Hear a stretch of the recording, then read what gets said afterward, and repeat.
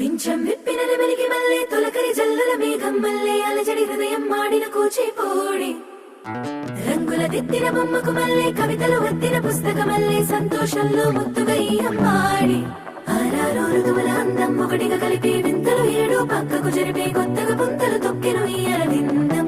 అమ్మమ్మో తాండవమాడే కృష్ణుడి నుండి వేణువ గానం తీయగ పండి రాధకు ప్రాణం ఉప్పొంగే ఆనందం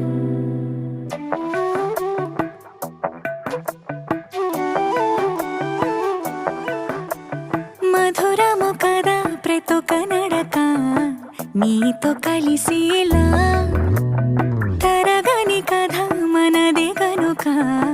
మనసు మురిసినిలా ఒసురే